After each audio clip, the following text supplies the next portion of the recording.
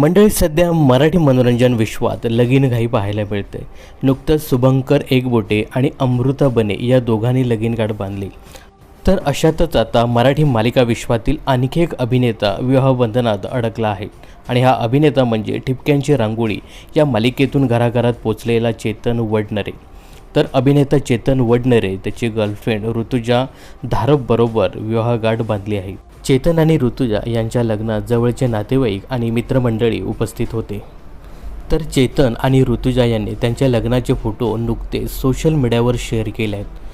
कुर्यात सदा मंगलम असं कॅप्शन देत चेतन आणि ऋतुजा यांनी हे फोटो शेअर करताच मराठी कलाकारांसह प्रेक्षकांनी सुद्धा त्यांच्यावर अभिनंदनाचा वर्षाव केला आहे.